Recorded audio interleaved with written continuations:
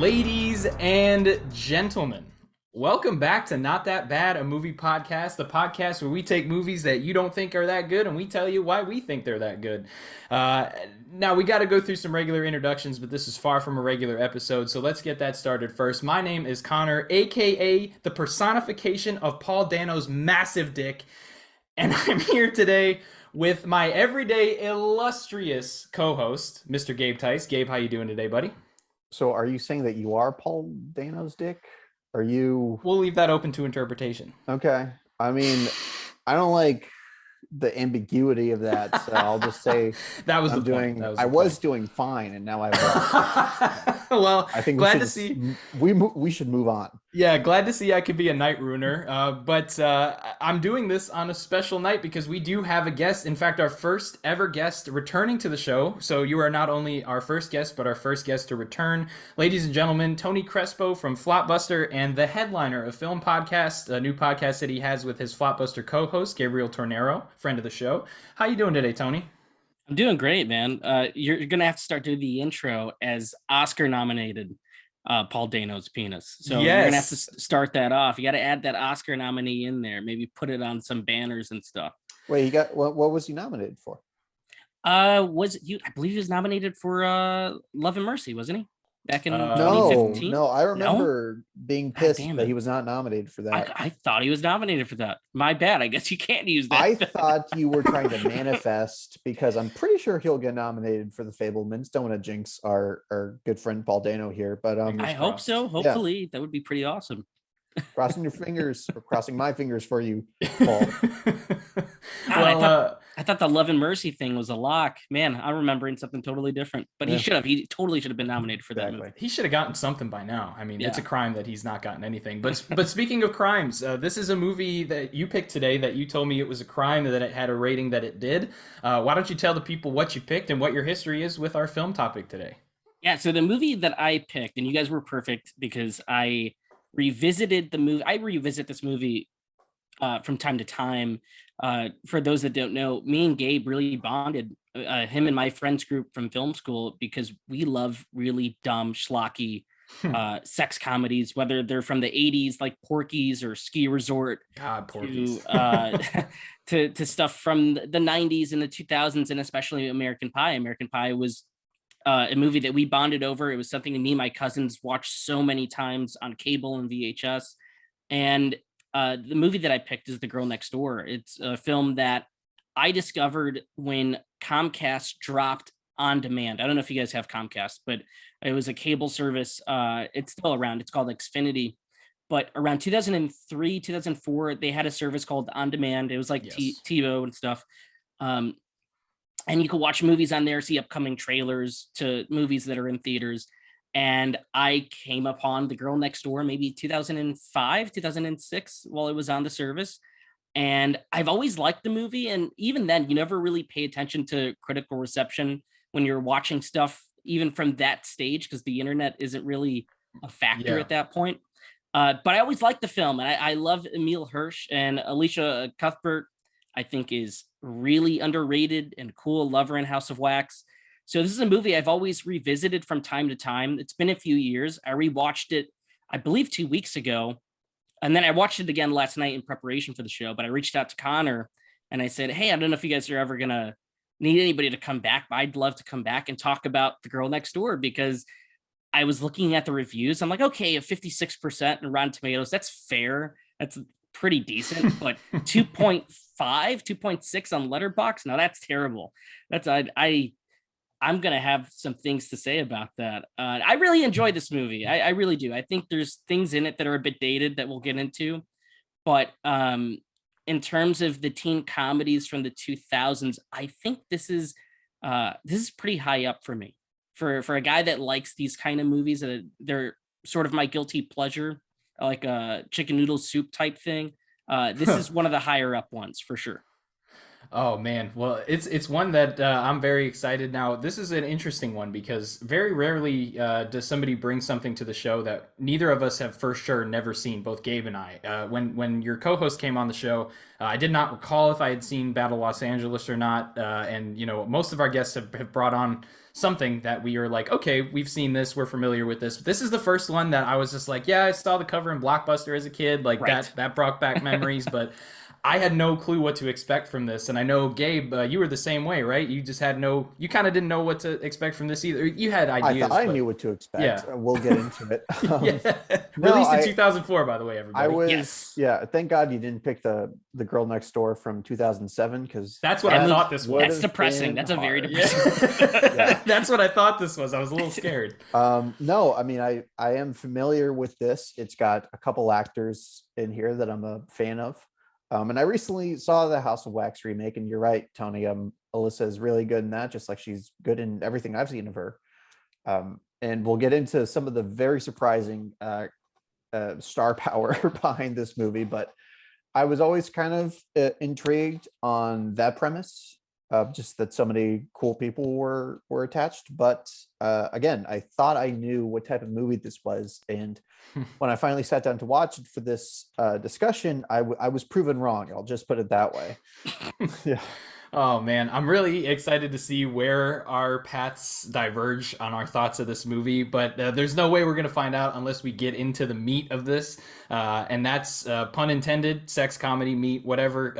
Anyways, we're going to get right into this now, and we're going to talk about some of the things that we dug about this movie, but I just want to talk about the jarring beginning of this film, because we get cut into this like sequence, if you want to call it that, Right. and my immediate thoughts are there's a fucking dollar store Brad Pitt right away. We have, and then I was like, what is Olivia Wilde doing in this movie? And Right. then I was like, holy shit, is that the Riddler? What the fuck is going on right now? I had a lot of crazy thoughts when this movie started. It throws you right into the mix, and in a way, I kind of enjoyed that about it.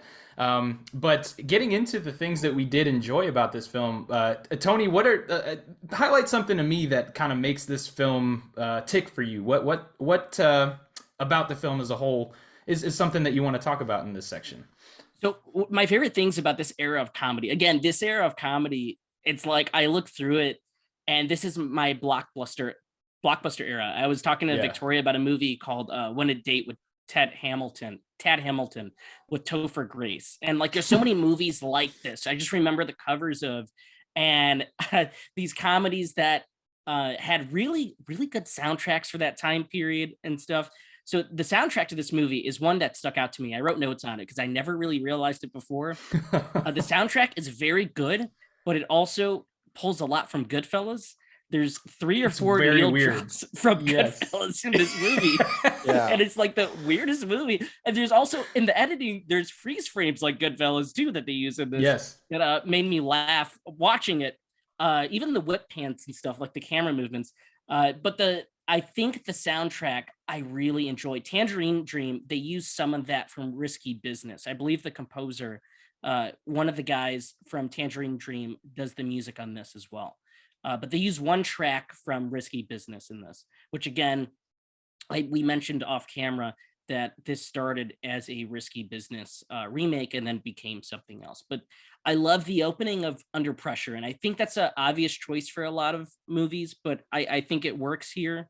And the shots of the yearbook, but the beginning of the movie starts off like it's Naughty America, like the intro of a porno tape, with the sucking of the lips and stuff, but it's just photos for yearbook, and you see all these kids going about like it's a Abercrombie and Fitch sort of trailer or something, and then you get our introduction to Matthew, Emil Hirsch, in this. So I really enjoyed the opening, but overall, there's a lot of things I like about this, but I guess I'll pass it to you guys. Well, first off, the score and soundtrack is something that has to be talked about in this, because it's not only, there's so many parts of it that are a total time capsule, which this movie has a lot. So if you are not into that sort of thing, this is one of those movies that you might have a bit of a problem with. It is 2004 personified in a film. Yes. That being said, there are some things in here that are interesting. Like it was kind of crazy to see how much they took from Goodfellas. Like, why is that in here? I don't know. But I feel like a lot of what they did with the soundtrack helped almost every moment that was happening on film. Even the moments that I feel like had been detracted from, which I'll get into the reason why I think that later. The score and soundtrack just work perfectly for. You mentioned Tangerine Dream. You automatically get points for me on that because reminds me of Legend, and I am dying to talk about that movie anywhere. It's not applicable for this show, so I'm pissed. But yeah, like Gabe, is that something that you brought up as a good thing? It's not in the list of things that I jotted down, but what I guess is that part of it for you? What else would you kind of bring up for things that you liked about this? Man, when they started playing Elliott Smith, I thought this movie was after my own heart. I had no idea what Elliott Smith was doing in this sex comedy caper movie. And in fact, I'm still not even sure if some of the needle drops are like good, like in a way that fits the movie. I mean, I'm a pretty big fan of every song that they play, though. So that endeared me to the movie pretty quickly. But just if I can go ahead and really introduce a big positive for me, and I hope you guys can agree that this movie just has a really great cast. Yes. Like people who were either established at the time or this was their breakthrough role. I mean, the Riddler is in this movie. And Emil Hirsch, who his I can't remember the last time I saw him in a movie, but I was a big fan of his performance in Into the Wild. Just a really great movie, and I thought he should have had a bigger career. But here, I'm just reminded of how charismatic he is, and even people who play like small parts, like, well, not small parts, but Timothy Oliphant becomes a big part. But even just like right away, if he had only had one scene in this movie, he would have made a big impression, and I would have been just really grateful to see him in this. So yeah, it's just a great cast. Yeah, great cast, fun characters too. Like it's one of those things where like some movies have a great cast, and then you see their performances, and you're just like, well, shit. Like what was it, movie 43 or something that had just like 1 million people in it? You were like, holy shit, this looks great, and then it was like one of the worst things I've ever seen. So it was kind of cool to see a cast come together and actually help the film. The highlight for me was Elisha Cuthbert. I think she just got like it's funny watching this film. Like I had known of her and I had seen her in things before, but I was never completely blown away but watching this I was really surprised about how much I liked her as an actress and how much I liked her character. But I was surprised that way with most of the characters in this, man. Even the small bit parts, like you said, those two porn stars that show up at the end are just like absolutely hilarious. So yeah, great cast, fun characters. Tony, any thoughts on the cast yourself? Yeah, there's somebody I want to bring up, James Remar from Yes. he worked with Walter Hill on 48 Hours, The Warriors. He's always popped up. He's a great character actor. He's worked with Tarantino now a few times. So him being this really nice sort of porn producer, he's got some of the funniest bits that he brought a smile to my face, and I love seeing him pop up and stuff. So as a kid, I was obsessed with the Warriors. So I'm like, oh, that's Ajax. Like even in the movie then, he's great in this. Timothy Oliphant is always a great character actor. Even though he's got a star's face, like the guy is just great as these Weasley sort of characters. And even here, it really works as like the pimp who's kind of nice and wants to take Matthew under his wing and stuff. I love that stuff. I think that works. And Elisha is so good in this. And I think critics at the time, I read a couple of reviews where they said she's underdeveloped, and I could definitely see it that way, for sure. But I also read it as them giving her a more quiet and subdued performance. And I think she's just so sweet in this. Yes. And very human. And that's what I like about her. And I like her in a lot of stuff. She did a movie recently with Josh Duhamel. It was a Canadian film called Bandit. It's not that bad. It came out last year. Not many people saw it, but she was really good in that too. I really enjoy her. And I thought she was great because Emil Hirsch he's doing the John Cusack, Tom Cruise thing. And I feel like she's able to reel him back a little bit. And obviously the supporting cast of his friends, the tripod, Paul Dano, he's kind of doing like the McLovin thing before McLovin. And it works. And I think it totally works. So I think everybody in this is it's a really, for this kind of movie, it's a really cool cast because everybody could just be doing, especially the way this movie was marketed, because it was marketed as teen sex hijinks. Everybody in this could have been Stifler, which is a lot of movies at this time. Everybody's just Stifler, like Van Yes. Wilder. But they don't do that here, and I think that's what makes the cast so charming. Is everybody is completely different. Yeah, I would actually like to bounce off that and ask you a question. Mhm. Do you think that Elisha elevates the role? Does she elevate the material? Yes, I do. I was going to touch on that because in the hands of somebody else, yes, this role I think is a bit underdeveloped. But the way I read it and the way she plays it is somebody that's escaping her past and finds this reawakening with this kid. And they do mention that they're the same age and that they're kind of living through each other and growing with Mhm. each other.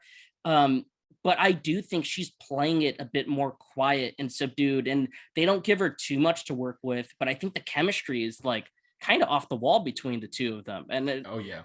I don't know, like it could be Emil and her. It's just the combination Mhm. works so well, especially at this time. Is you see so many roles. Like a good comparison would be the foreign exchange student in American Pie, right? Like, yeah, they have chemistry and stuff, but by the end of the movie, you want Jim to get with Michelle, even though she's crazy. But they set it up for American Pie 2, and that's the thing you want to see. You really don't want to see him get the foreign exchange student because they build her up as just looks and that's it. But here, it's a lot more going on with that character.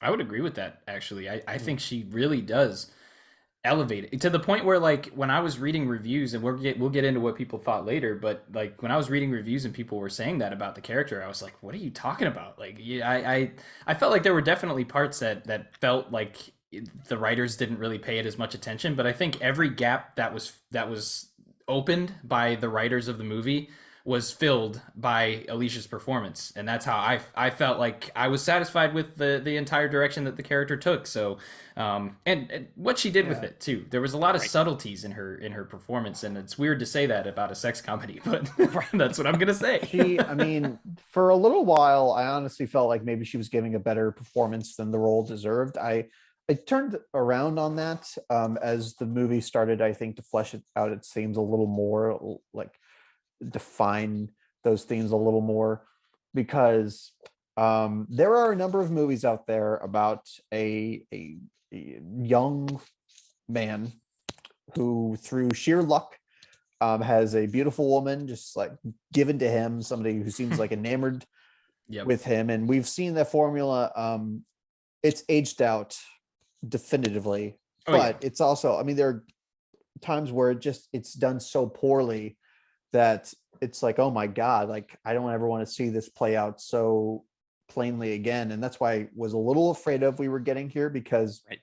their relationship um seems to start in that kind of like male fantasy way. It does get a lot more challenging for Emil Hirsch's character. I think the realization I had to make is, as much as Elisha is giving so much humanity to this role, she is not the protagonist. This is Yes. very much about Emil Hirsch, about his development, his journey. She is a supporting character in that, a well developed one in that sense, but she's not the main character. Yeah, I Yeah, agree.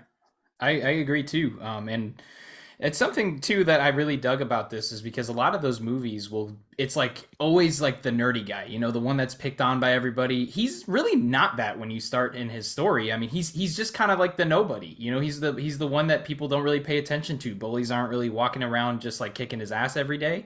But he's He's not also popular. he's not a popular guy either. So Yeah. I kind of dug that they at least didn't do like the whole like, oh, here's the jock bully who's gonna steal the girl. They kind of did that a little bit at the party, but it was treated much differently.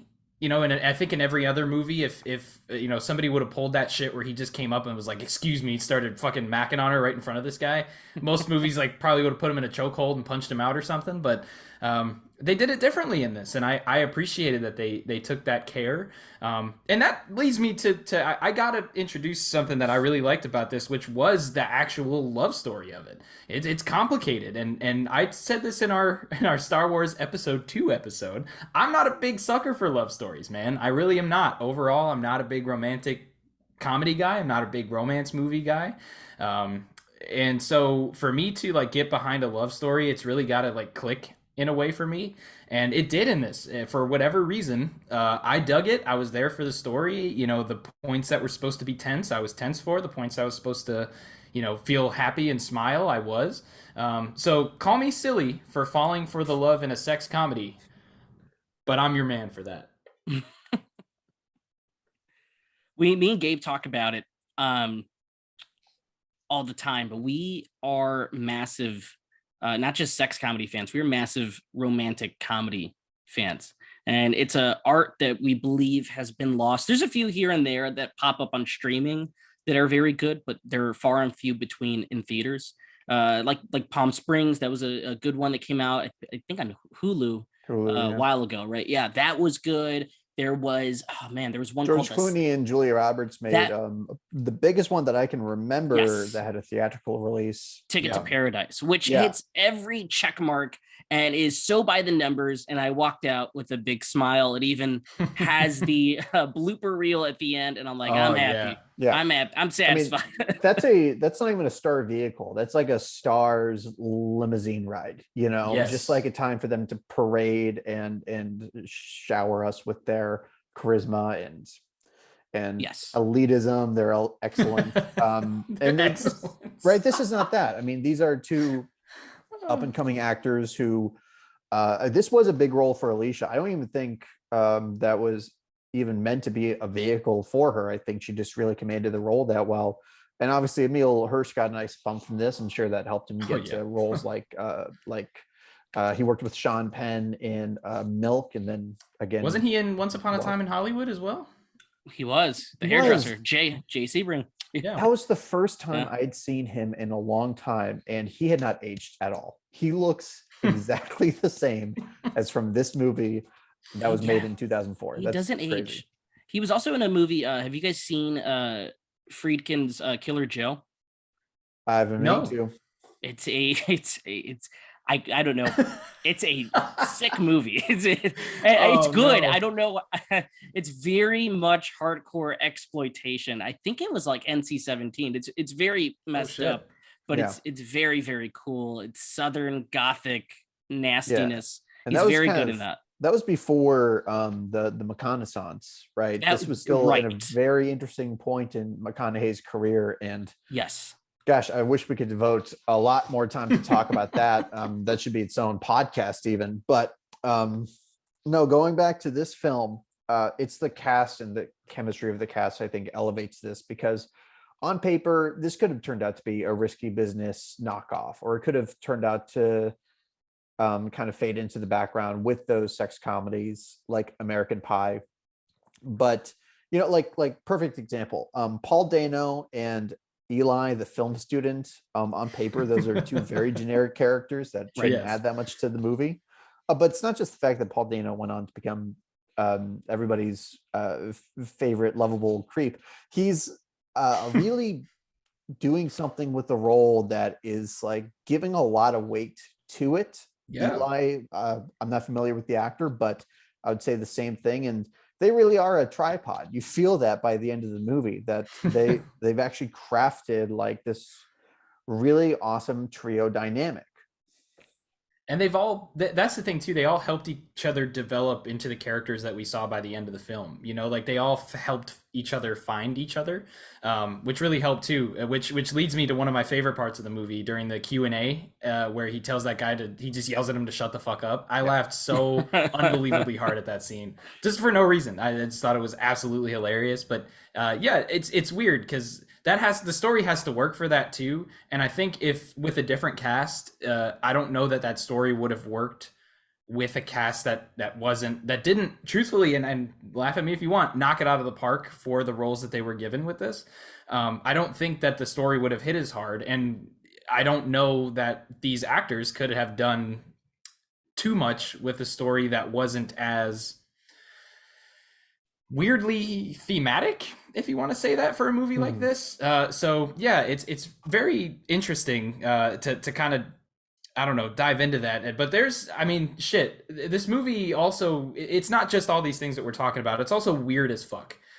It's very weird, and to me that works towards its advantage. I remember laughing out loud when they're in the big porn convention, and the two friends kind of scurry off to do their own thing, and they run into a porn star and tell her they're directors, and then her big boyfriend shows up, which, by the way, fucking weird for me because I grew up watching that guy in the WWE, former WWE superstar Luther Reigns showing up out of nowhere. But he shows up, and then you think he's gonna like do the generic like I'm gonna kick your ass shit, but then he's like pitching her to them. And then we still get the generic "I'm gonna kick your ass" shit when that guy comes and outs him. So like, it's kind of crazy the weird shit that they threw into this movie, and I think it helps the charm. I want to say is very funny. It's a funny bit for what they're going for there. It's also insanely accurate. I've been around the sort of porn scene, not by choice. But I've been, that's a story for another time. I don't think I'll tell it here. Oh man! But are we breaking news here? What's going on? I've been in a situation like that where a dude like that says that exact same thing. So it's a very funny bit, but I was also shocked how like the deep cut sort of porn stuff in here that they touch on, even if it's just for a few seconds. I'm like, yeah, that's probably how that goes. But yeah, I thought that was a really funny scene. Yeah, I mean, I think it's like the devil's in the details, right? I mean, that's what is another big component here. Like Eli is a film student. He wants to be a director, which, you know, I've seen that archetype play out. And I think we all have, you know, we can all roll our eyes because we know how far a lot of those archetypes tend to be from reality. But let me tell you, this is a film student if I ever saw one. When Paul Dano offers to direct the little sex ed movie at the end, and he's like, what lens would you use, Mr. Spielberg? And Paul Dano has to tell him that they're using a video camera that doesn't need a fucking lens. I just had like flashbacks to college, and I just had you know, and I have not had Tony's adventures in the porn industry, so I think Tony's sex escapades. That's gonna be our next episode. Wasn't that interesting? Oh man. No, but you know, from reporting and from what I remember about Boogie Nights, I definitely actually felt like it was pretty accurate. I think they play up Timothy Olyphant a lot, and I think he specifically is something we're gonna get into that could be either a pro or a con depending on who you are. I'm just a simp for the guy. I just adore that guy. Simping for Timothy Olyphant. By the way, this is the second time he's been on this show. He was also in our Live Free or Die Hard episode, where I did not have too many kind things to say about his character, but this time I do. I really liked his character in this. I thought it was awesome. I love him in that movie. I think he's great in that. Well, I'm in the minority, I think, amongst our peers. Amongst the people who talk about movies, I think I'm very much in the minority about how I feel about that Die Hard villain. But nevertheless, you know, we talked about a lot of great things in this movie, but I'm curious if anybody had anything else that they wanted to bring up as far as like things they really dug about this that we might not have touched on so far. Mm-hmm. What about you, Tony? Yeah, actually, I wrote down a few things. But it mainly just goes back to like the teen comedy aspect of it. It's so hard to do something that, see, I'm very weird about when it's genres that I really love. Excuse me. When it's genres that I really love, it's like, I want new things, but at the same time, I want them to touch on things that are like a warm blanket that I'm kind of familiar with. Hit those comfort points. They're just comfort points. And they do touch on iconography in risky business. Especially the scene with the oxy reminded me a lot of stuff in risky business. But there's also a callback to 16 Candles 2 times in the movie, at the beginning of the movie and at the end of the movie, where Danielle is waiting by the car. He looks out the window. She's leaning against it. That's very much the ending of 16 Candles. So little things like that, I love. Those are very sweet moments. The kiss at the party. I love the late 90s, early 2000s. Every romantic movie shot the first kiss the same way, or if it's the third act kiss, it's always shot the same way. Whether it's Harry Met Sally or this movie, whatever it is, it's either this extravagant wide shot or they're sweeping around them in a 360 sort of move. And I love that stuff. I think this movie has a ton of heart. And that goes a long way for me. That always that's what makes me go back to it a lot. But yeah, it's those little points of comfortability, of just uh little tips of the hat to other touchstones in the genre, for sure. I'm happy to see you bring that up because honestly, I think people who maybe like watch films out of their comfort genre sort of lose that sense. I feel like horror fans, like we all met each other through a horror Right. community, and horror fans need that in their films. Like when they watch a horror movie that doesn't have or hit those comfort points or tropes that they expect to in a horror film, quite regularly it's shit on. Or when it goes too far to try to be different, quite Mhm. regularly it's shit on. So, or it's not talked about enough. So it's one of those things that like across all genres, like everybody has those comfort points, and I'm really lucky to be doing a show like this now because I'm finding it in genres that I'm not favorable towards, and this is one of them, man. When that kiss happened, I was like, fucking, this is awesome. I was like, I am Right. all on board with this. I can't believe I'm on board with this. And you're right. It's points that I feel like movies like this sort of have to have a checklist of things that they have to do, as long as they make them their own in enough of a way. I can appreciate that. I don't like people who don't like movies with tropes. Mhm. Tropes are important in films to make them successful and popular, but do it in your own way. And I feel like this film hit those comfort points without going way too far to be something that it wasn't, or something else entirely, which I liked about this. That's a good point, man. Good shit. I'm glad you brought that up. I feel like that kiss was the last checklist item that the movie addressed for a while, because after that is when it goes off the rails compared to what I was expecting. Um, I'll just say, after Timothy Oliphant showed up, I realized I had no idea what movie I was watching. And at some point, it revealed itself as a, again, risky business esque uh, sex caper, little misadventure for Emil Hirsch and his friends. And I sort of like that, they kind of hook you in with something familiar.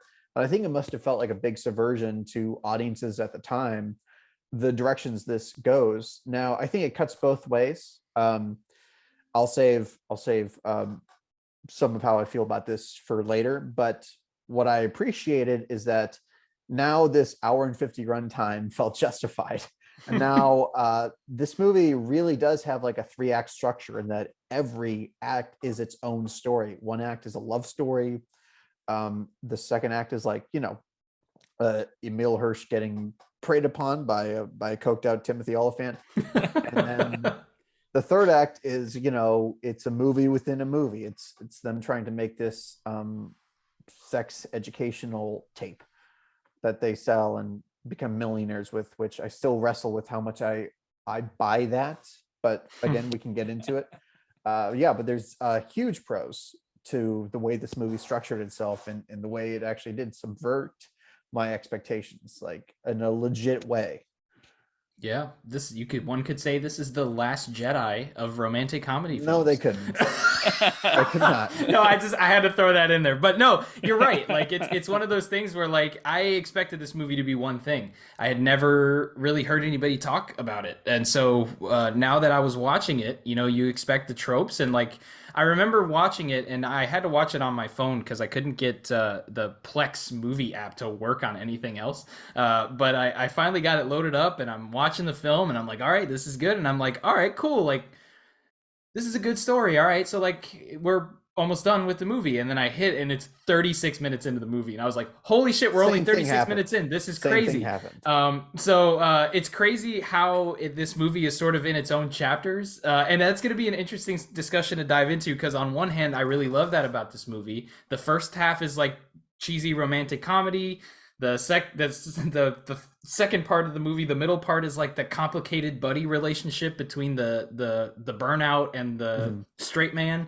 And then at the end of the movie, it's just all hell breaks loose, and it's just really interesting. So yeah, very weird movie, but in the best way for me. I love that about the movie. Yeah, no, and there's a lot of jokes that they set up at the beginning and they pay off throughout the film. There's Yeah. a ton of setup Yes. and payoff, which I think this movie, I don't think it gets made if it comes out today by a studio Oh, absolutely like not. that. I just don't think they would know what to do with it. Well, I mean, it sounds like the studio didn't know what to do with it at the time. Even then, yeah. It sounds like audiences didn't know how to feel about it at the time. Yeah. So even though the landscape has changed dramatically, even back then when sex scene comedies were the thing, they were in vogue, and even just the idea of a theatrically I'm trying to be a filmmaker. I should know how to say that. Theatrically Hey. released comedy was a normal thing. No, this would be on a streamer, and I don't know Yeah. if it would be on one of the big ones, unless some huge talent took an interest in it. Right. It would star Tom Holland. No, I think it would go even further down the poll. I think it'd be like, what? Who's that guy that was in the kissing booth and then they put him in Black Adam? Oh yeah, what's that kid's name? That kid. He's got a new show. I know who you're talking The about. kid, Yeah, you know what I'm talking who about? famously doesn't have a good movie to his name. Yeah, pretty much. Yeah, He I sounds think like people. 21-year-old Mark Ruffalo. Yeah, I think people really liked him in Black Adam, from what I know. But yeah, I don't remember. Oh, Centineo, Noah Centineo, is that his name? Oh yes, that Yeah, is his yeah, name. Yep. yeah. If I'm butchering that, I'm sorry to everybody. I don't watch his movies, including Black Adam. But yeah, man, like I really don't know. I don't think that this could be made today at all. And I think that that's a testament to me to sometimes a fun movie is if you can say like, hey, I don't know that this could be made today. Whether that's for better or for worse, people say that about the original Halloween because it's very tame for a horror film nowadays, and people say that about some films that just have things that age kind of poorly. And I think Yeah. that's an endearing thing sometimes. For this movie, I'll say most of it is endearing. Yeah, I will. I want to say something though. I feel like every movie is more of a product of its time than people realize. I mean, Oh, yeah. sometimes it's very overt and it's very like you watch a movie and you're immediately struck by all the things that would definitely not happen in a movie today. But I mean, I feel like the media landscape is so different than it was just 5 years ago. Yeah. And I mean, it moves at a faster pace than people realize. And streaming has maybe accelerated this, but it was not uncommon. I mean, going back to your Halloween example, right? Just look at the difference between the first Halloween and the second Halloween. Yeah. The violence, sex and nudity. Yeah. I mean, that's how much things had changed in just a few years that John Carpenter felt he had to bring those elements into the sequel. So to say this movie couldn't be made today, yes, and we'll get into some of the more egregious reasons why, but just overall, I mean, so much goes into that, and it's really just a thing, Yeah. And if speaking on that, if nobody has any objections, why don't we talk about some of those things that we didn't like and that people didn't like? Does anybody have anything else they wanted to throw in before we moved on? Tony? No, yeah, totally, we could.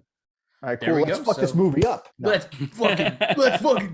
fucking go. Consequences. No, honestly, like this is one of those movies that like at the end of it, like, I'm going through and I'm looking at my notes and I'm like, okay, like, is there anything I want to take out that I was a little harsher on? And luckily, like, I didn't have any harsh feelings about this movie. Just the one thing that I gotta say is like, fuck, this movie is long, man, and it has so much shit going on in it, for better and for worse, and some of that is for worse. Like I said, in some ways I appreciate that this movie is sort of in 3 chapters, but when when I looked and it was 36 minutes into the movie, I was like, how in the blue hell are they going to get another fucking hour 20 minutes out of this? I don't see how it happens. How? We've done everything. We've hit every beat. This is a romantic comedy film. I expected all of this. We've hit it. And while I think that they definitely went a direction that I appreciated, there were several times in the film where I was like, okay, I'm having a good time and all, but like, how much of this is left? And then I'd look and I'd be like, how is there still 50 minutes of this movie left? What else can they do? So yeah, there were just a lot of plot points to follow, a lot of things that they just threw in there that I felt like they could have spent more time on other things other than throwing new points into the plot. But That's just me. That's where I'm starting off. If anybody does have a comment on that, feel free to comment. But I'd like to hear what you guys also are not digging about this film. Yeah, Tony, I'm curious since this is your pick, and I know that you like this. Is there Yeah. something that stands out to you as a big con, or just something that you wish they had done differently? Yeah, I mean, there's for these kind of movies, as much as I love them, and I've seen so many of I mean, as much as this is different, it still does something that the rest of these movies do that maybe would have made me laugh when I was 10, and now as an adult, I'm like, man, that maybe they should have rethought how they do that kind of joke. And I think we're much more aware of it now, and that's how Asians are dealt with. Mhm.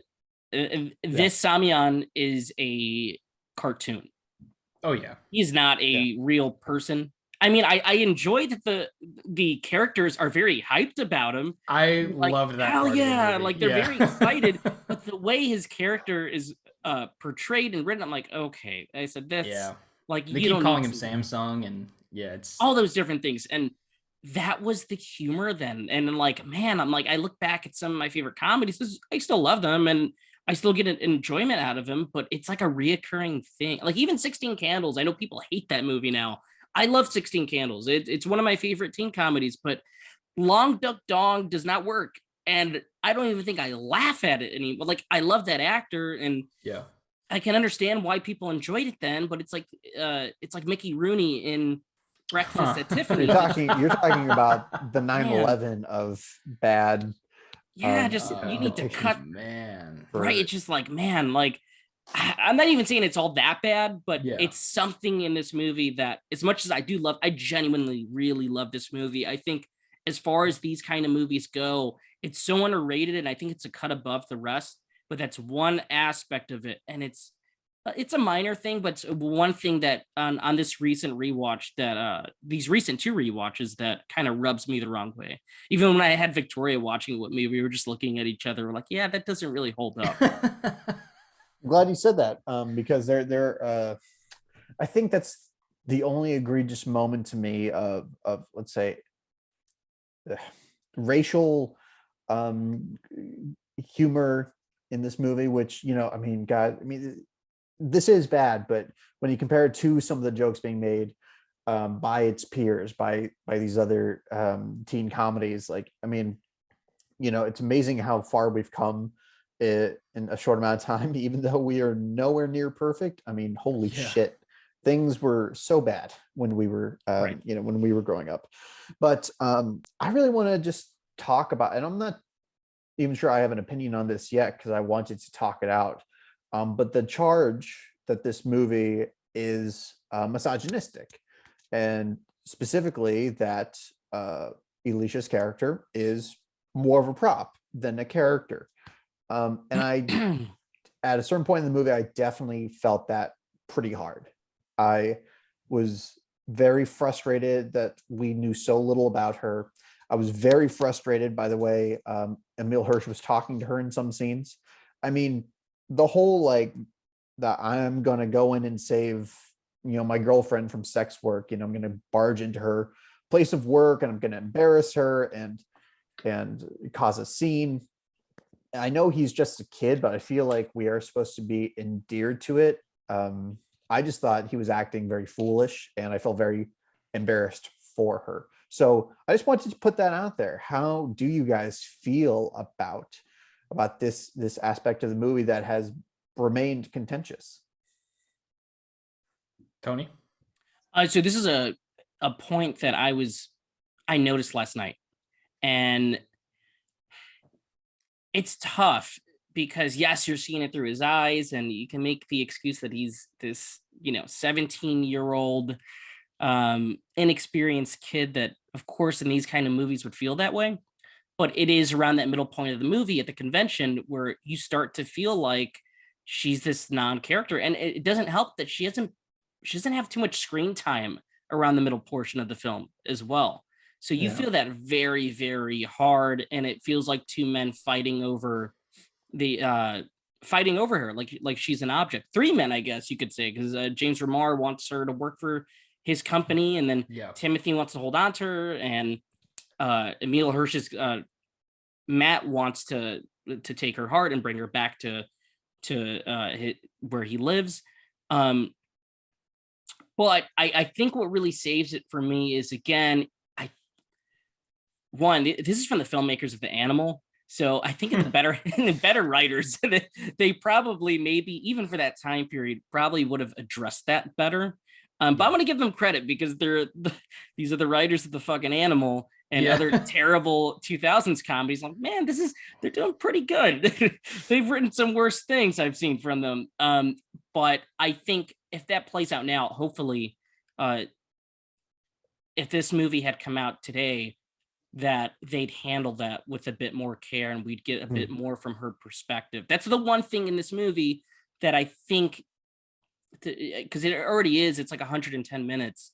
And I think it's the director's cut that we've all seen. I think that's the only cut that's available around, because I think initially it was around 95, 100 minutes. Rob Zombie style. Yeah, I think it's only the director's cut that is available.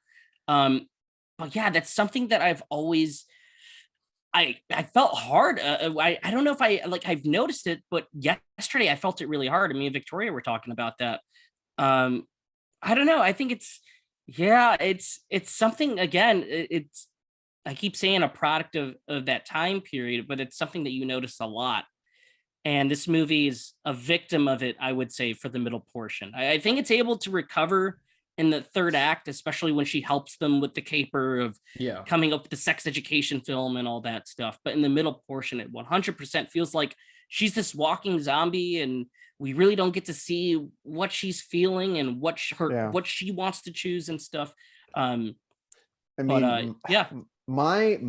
problem, and this is a point that is a flaw to me, we don't ever learn why she's even in this industry to begin with. Right. I mean, it is as a generic of I went to LA and couldn't make it, so I had to do porn sort of storyline that is just, I didn't want to feel this way because I was so endeared by Elisha's performance. But at the same time, you look at this 2-hour movie, and the titular character has no clear motivation, clear backstory, and it's hard for me to defend this movie, at least from the argument that she's underdeveloped. I mean, that's different than saying it's misogynistic. I do think there's an objection problem going on here, and maybe people will call this podcast woke bullshit and say that we're taking this too seriously. But you know what? This stuff matters for stories. I did feel pretty distanced from the stakes of this because I didn't really understand her character. When Emil Hirsch is talking to her about leaving this industry and that he knows that she wants to do other things, I don't know how to feel about that. Right? So, Connor, do you have any points you wanted to make here? Yeah, it's interesting because I have so many ways that I feel about it, because a lot of what you guys said I've been nodding and agreeing with, because I do agree with it. But there's also a side of me too that feels like some of this film is it's weird, because I don't know how a writer could partially be like their own best friend, but also their own worst enemy, because it feels like there are so many moments in this film that just could have benefited from having more time. And it kind of sucks, because I feel like that's one of those moments where if we had more time to spend with her in that middle part of the movie, she wouldn't feel like such an object. Even when he comes and defends her at the, he comes in and he says you're better than this. Part of me in my brain was like, okay, maybe he's saying something along the lines of you're better than this, of betraying the person you want to be. You want to be something other than this, and now you're doing this. You're better than that. That's the part of me that really wants to believe in this movie. But I feel like if it just had more time, if it just gave itself more time, it took out some of the other things that maybe were not as consequential to the plot, and just spent some more time with Alicia's character, I don't know that it would have the same complaints about it being misogynistic. Let's be real; these films are geared towards men, so there's always going to be that complaint. But Yeah. I want the yes, a movie can be for men, but I don't think it should indulge in some right, toxic ideas. it shouldn't go women. full Spike TV. You know, you remember when Spike TV was like super far with that man stuff? But you see, that's all these movies around this time Right, period. exactly. As much again, like it. This is probably why we don't have those movies. 100%, and right I wouldn't even advocate for those. Like I love American Pie. I don't think you do American Pie now. There's a reason why they go straight to Netflix, and it's like Universal's DVD division that makes those. You can't make those movies, and it's not because people are woke. It's like, no, you can't make them because those jokes just don't work. They just don't work anymore. As endearing as moments in those movies are, and again, I love those movies, and I think they have a huge heart. Nobody wants to see comedies like that anymore, and there's a reason why they're very fucking dated. They're very fucking dated. And the Spike TV point, the Spike TV point's a great point because that's 100% who these movies are marketed towards. Yes. Another thing I wanted a point to make about this movie is, I bet you, because this movie has a few writers on, I think it's like 5 writers. And again, it's from the director who has made nothing but right. It's from a director who has made nothing but Rob Schneider movies. This is by far his best movie. 100% his best movie. I forget what he did after this. There was another movie he did. Yeah, let me find out. I'm honestly shocked that I picture like somebody who directs for Rob Schneider having only seen like The Man Show and MMA fighting. The Man Show would be too much credit at that point. Yeah, I think so. But I know somebody who did an uncredited rewrite on this film, who's actually, I think, a very good writer. And I'm guessing, I don't know how the process would have went. I haven't read the original script. I'd be interested to read it to see any of the drafts, to see what would have gone on with this. Chris McKenna, who's written some of the Lego movies, and the Spider-Man movies, and all of his stuff that he's written has a ton of heart. Lego Batman and all these things. And I'm guessing he infused a ton of the things I personally like into it. I think the direction's really, I actually do like the direction and the musical choices and all that stuff in this movie. But I think the writing is a point of where a lot of criticism comes from. And I think the points that you're making, Gabe, are all true. And I think it is, I keep saying of the time, but I'm like, that's like every movie here. And there's no excuse. But all I can say is that I'm glad we don't make movies like that anymore. I'm glad that comedy isn't like, there's definitely that crowd of people that but think comedy's dead because of right. Woke, I mean, but that's we not why. say this though about the time this came out, and I mean it's true to an extent, but let's be real. I mean, there were the MTV crowd. I mean, the MTV right. But that was a choice that the production team made, I guess, to pander to those people, because that's how it feels at the end of it. But Chasing Amy came out before this. You had women writers and directors making huge comedies, like When Harry Met Sally and some other Nora Ephron projects. So Nancy Meyers.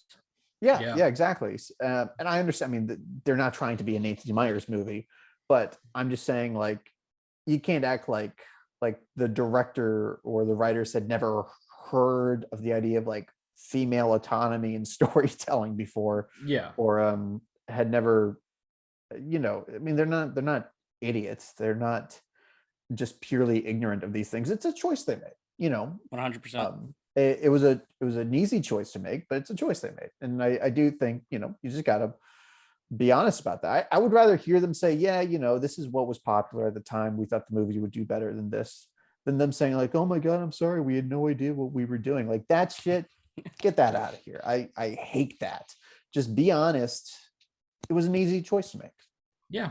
And that's the choice that they made. And, it's interesting when you put a movie into that time capsule, because I think it's completely okay to like look at a movie and acknowledge its faults and still enjoy it. I mean, shit, I just introduced somebody to, and this is a much different case, like, don't get me wrong, but I just introduced somebody recently to Blazing Saddles, and they were texting me during the movie going, holy shit, this could never be made today. And they're right.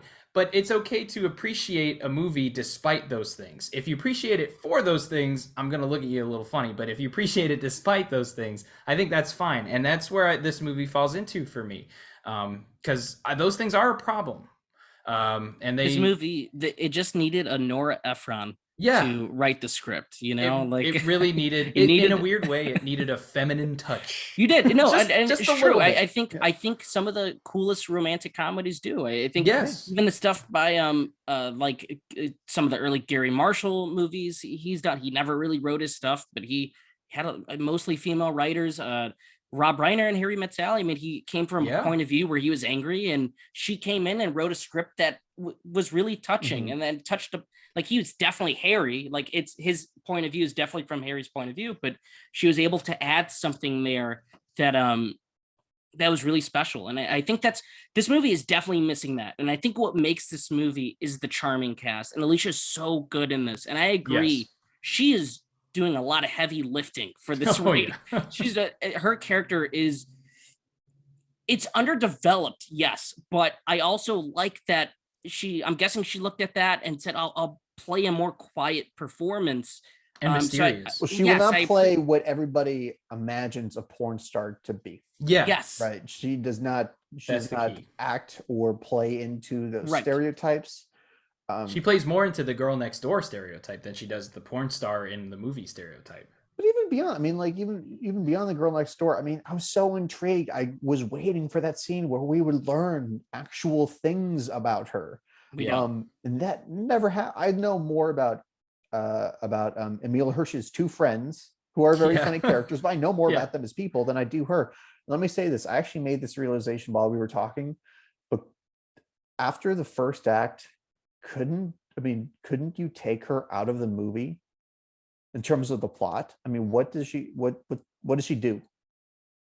She devises the plan at the end. Yeah. I thought Emile Hirsch did that. No, she was the one who came up with the idea. And I think the middle section, he took credit for it. Well, the only reason that I think the middle section wouldn't be the same without her is because I feel like we have to get that moment of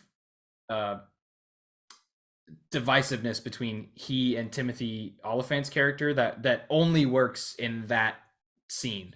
But outside of that, like, she really could have, like, you could have put a different actress in that scene and no, I don't think anybody would have noticed. I think, no, don't get me wrong, for a lot of those scenes, right? Yes. I mean, like Emile Hirsch's big speech, which is, for me, that was the funniest section of that whole movie. So don't get me wrong, but that scene by the end, I mean, I don't know. I don't want to make it sound like I hate this movie. Like I have a rage about this movie. It's like very unfortunate to me that a movie that had a lot going for it this stuff really holds it back for me. Like it probably holds it back. And I think it is the thing that probably hurts it for your average moviegoer. Yeah, they feel the same way, a lot of them, from what I've been able to read from reviews. When we talked about something earlier, and I'm curious if this is a detraction point for you guys. We've talked a little bit about it. We didn't really say how we felt, but a lot of reviews talk about this being just way too much like Risky Business or like other movies that are within the genre. Mm-hmm. In fact, many people called it both generic and boring in the reviews that I read. I'm going to start with you here, Tony. Is that I guess, are those complaints something that you have towards the film, especially the boring complaint? The other things are more so subjective, but does this film feel boring to you throughout? And with that, are the other complaints a problem for you? No, I don't think the movie, I really don't. Length and stuff never really bothers me in movies, whether it's too short or too long, whatever it is. But no, I was never bored. I do see the Risky Business comparisons. We've talked about it throughout the show. Yeah. We've said that it started off as a Risky Business remake of sorts. And I've seen it. I love Risky Business. I think Rebecca De Mornay is great in that. Tom is certainly awesome. Yeah. And it's a classic. And I think this touches on that stuff, but I think it still stands on its own 2 feet. And there's a lot of movies that I like are very similar to others. And then this is just one of them. I think you can be your own thing while being similar to something else. I mean, there's so many movies like that. I mean, Sergio Leone ripped off his most famous creation. Yeah. When they're both great. I mean, Halloween. A lot of horror fans say Halloween is just a mix of Psycho and Black Christmas. Yeah, exactly. So you can still be a classic and stand on your own if you do something similar to another film that came before. Yeah, I think probably those complaints come more from how surprised people are, how caught off guard they are when. I thought you were going Nolans on us there. Caught off guard. No, I do, because my experience with this was I expected something like a Judd Apatow movie or just a rom-com, and it kind of steadily becomes Risky Business, or at least, they're it's kind of a model now, but Risky Business, I mean, that's definitely the most iconic movie of that model, so it's easy shorthand for it. So I think it's like, if this were marketed as this type of movie, just like how, I mean, every slasher movie wears its influences on its sleeve, and you either jive with that or you don't. But it's like, what if you want to see Skinamarink? Is that how you pronounce the movie? Skinamarink. I feel dumb. I haven't even tried to pronounce it. I refuse to try. I'm the canary in the coal mine. Skinamarink. It's like if you want to see that, and then 30 minutes in, Michael Myers shows up and Laurie Strode shows up. It's like, whoa, we're suddenly kind of like following this new template. Right. Yeah. That's a good take. Yeah. Full of good takes. Were we talking about the critics? We're talking about the critics, right? Yeah. Well, so like a mix of it. Yeah, we mix of all everything we didn't like, they didn't like. We're gonna tackle all of it here. So did you have something that the critics said that you No, but they brought up at the time, you guys mentioned the point about her character too, right? Yeah. Okay, yeah. Again, back to that point, I can't even argue it, because it's there. It's 100% there, and it's glaring in that second act. And so many of these movies, that's like their biggest flaw. And here, for me, this is like it's a really fun movie, and it's a rewatchable one, and I've seen it throughout the years. There's a lot of movies like this for me. I think I rated it like a 3.5 out of 5 on Letterboxd. If this movie beefs up Danielle's character and really gives Elisha something to work with in that second act, this movie probably becomes one of my favorite teen comedies like ever. If it really works on that, cuts the Samyan stuff, you can go leave it in there, but maybe change it a little bit to where it's not just like, oh, it's funny because he's Asian, funny because he's foreign. It's just like, you change that stuff, like, man, this movie really becomes something that and I still champion it. I really do enjoy it, but it becomes something very special if they fix those issues, and they are big issues. Yeah, and I agree with you, Tony. And what I would call this is like special with an asterisk, and that asterisk leads to all of the unfortunate things that we've talked about. And you got to put things in context until the point that you can't. I mean, you can't. Right. You can't champion Birth of a Nation just by saying, "Hey, it was in 1950." Hey, it was in the 1920s. It was okay. Yeah, everything was fine back then. I don't know. Or like the fucking jazz singer or something. Yeah, like, it was fine. It's just the times. Everybody's all right. Everybody was doing it. It was harmless. But this movie is not Birth of a Nation. Thank God. For this. So no, it's. We'll get to our final verdict soon, but there is a lot of good to be said, and unfortunately, what actually makes it egregious is how good Elisha is. I think if she were not in this movie and they got somebody very generic, and it was just clear that this was not meant to be an interesting character, like a Paris Hilton. I was about to say that, like a Paris Hilton. That would have been. That becomes nothing. It's like, oh, this is fun schlock, but that's all it is. And it's just a movie you remember renting at Blockbuster. Elisha is the heart of this movie in a lot of ways. Like she holds she completes the puzzle that creates the heart that this movie has. Totally. Yes. Yeah. And so in some weird way, I mean, she's too good to the point where she actually illuminates a lot of problems as much Yeah. as she really helps to elevate the movie. Yeah, that's a good way to put that too, because that I feel like when after watching the movie was when most of my problems came in because I had only had like one or two things. I think one thing.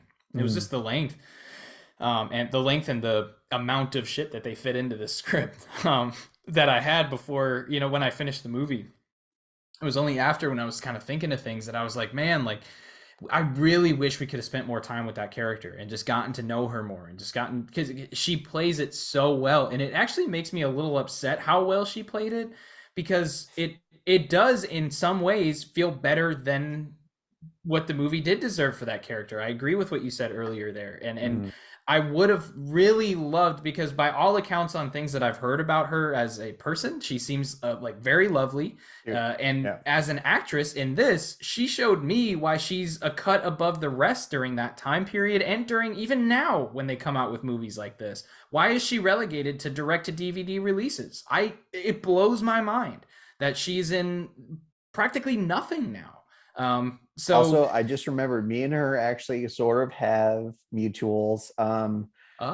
She did a movie called The Cellar that was That's worked right. on by yeah. the folks that distributed my movie, Buffalo Oh, Eight. okay. That's the company. So if I ever get a chance to meet her, I guess I have a pretty good icebreaker. So Yeah. Or you bring her on yeah. the podcast and we all interview her Yes. Give her and a tell her renaissance too. how great she is. I would Yeah. love to just like have her on the show and just bombard like How do all you of feel us about the together gender just politics of this movie you did 15 years ago? all of us just bombard her with how well she did in the movie. We don't even ask a question. We're just like, hey, your performance is pretty fucking fantastic, if you ask me. But yeah, Tony, any thoughts? No, man. Like I said, I really love this movie, warts and all. I think it's just a really fun time. And when I think back on these kind of teen comedies, there's some that hold up and some that are, I remember watching them like The Dirty Deeds, and I'm like, man, that's fucking terrible. That's a bad movie. And then movies that nobody remembers, like stuff like that. Or you get movies like this that I go, hey, this holds up pretty good. And I really love Emil Hirsch. I thought he was awesome in Speed Racer. I fucking love Speed Racer. Dude, Um, that's a movie for the podcast. Yeah. yeah, Yeah. it's awesome. It's shockingly, I think he has like a 3.5 on Letterbox. People are really coming around to it. Oh, And that's cool.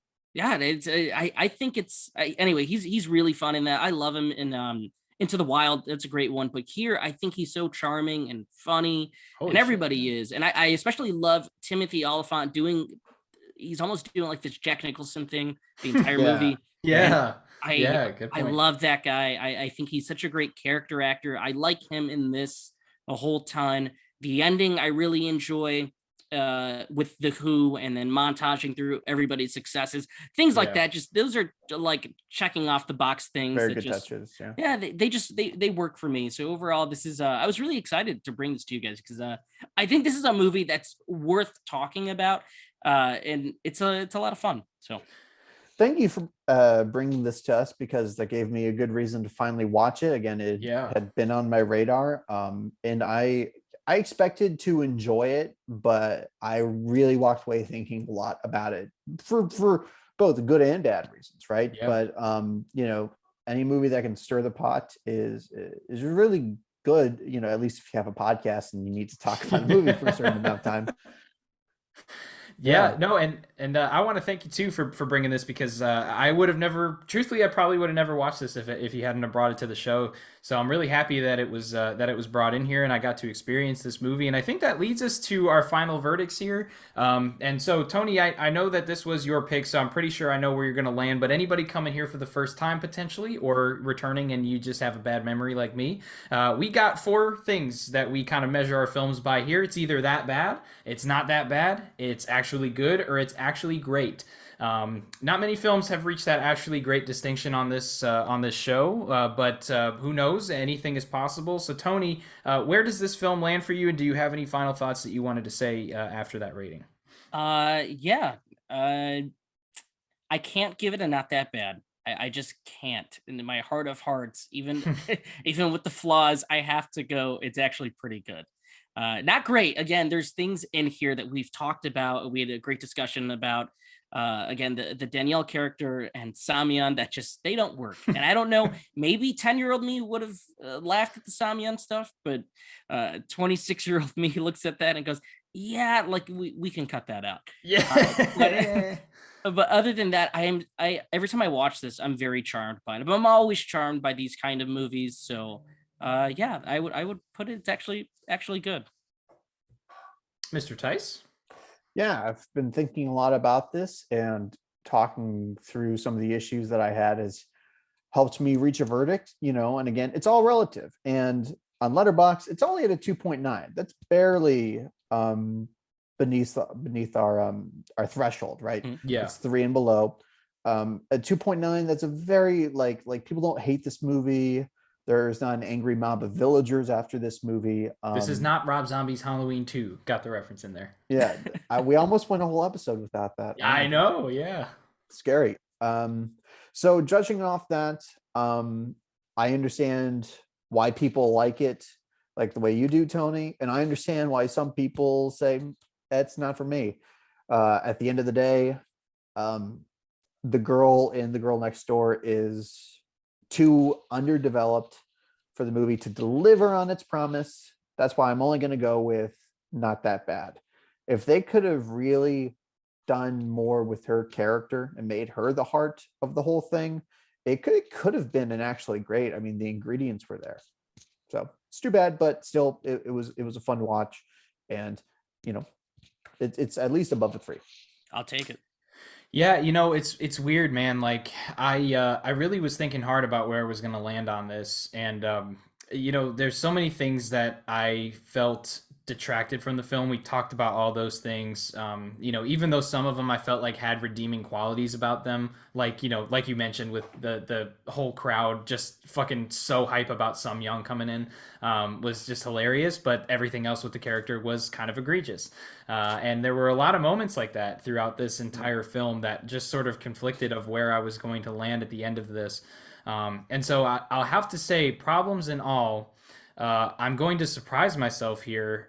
And I'm gonna say this is actually good. I really don't, like I said, I'm not a romance guy. I'm not a romantic comedy guy.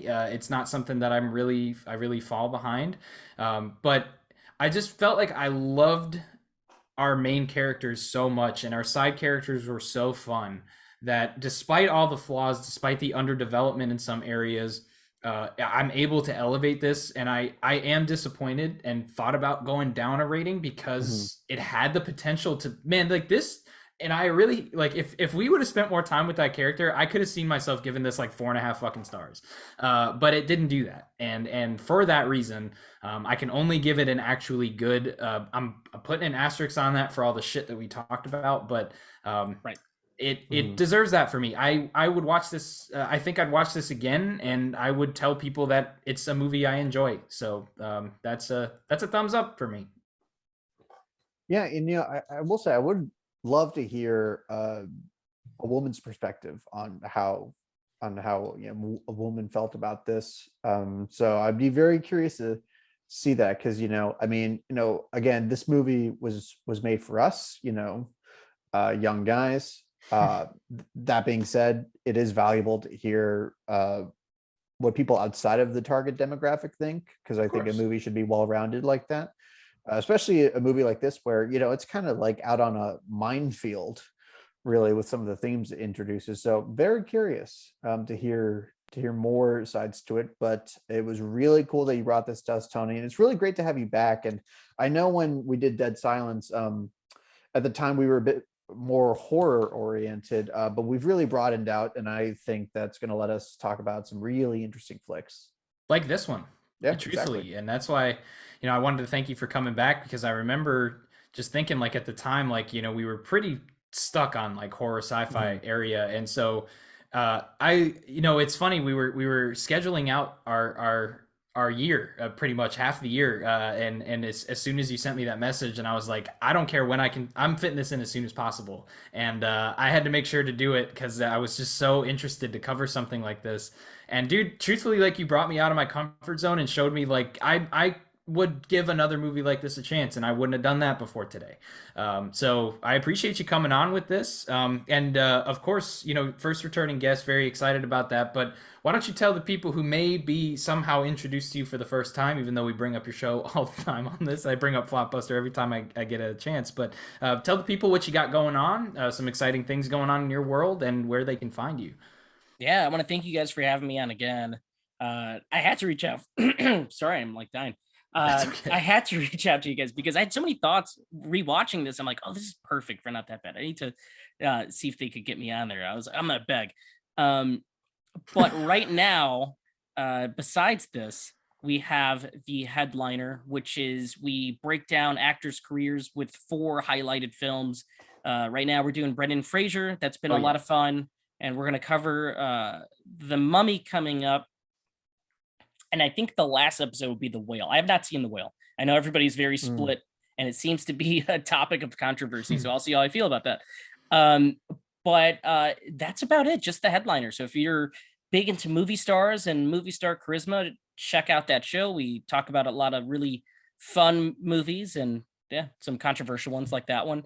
And Flopbuster right now is going to be on a bit of hiatus, but just the headliner at the moment. Hell yeah. And like Tony said, please check out the Headliner of Film podcast. I have checked it out. It is a lot of fun, just like everything that these guys do together. You and your Gabe have awesome chemistry together.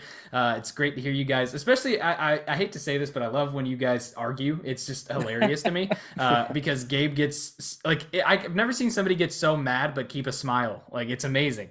I love your guys' stuff. It's great to see you guys. So go find them on any platform that they're on. Follow, subscribe. Make sure that you listen. Even go subscribe to Flopbuster, even though they're on a hiatus. Awesome stuff. We're doing live streams before, so it was fantastic. And you can also find us everywhere too. We're anywhere that you can listen or watch. We're on YouTube, all the podcasting platforms. You can find us on Facebook and Instagram at Not That Bad Pod, and Twitter at Not That Bad. M as in movie, P as in podcast. Of course, Gabe also likes to mention the Patreon as well. Why should they subscribe to the Patreon, Mr. Tice? Because, Connor, we have a goal of reaching $100 a month so that we can start putting out weekly episodes. We do Patreon specials. We just did an episode on Mortal Kombat. Then we'll be talking about the Super Mario Brothers movie. So if you want to hear our defenses of those infamous films, then just join. You can also get stickers and just plenty of other cool shit.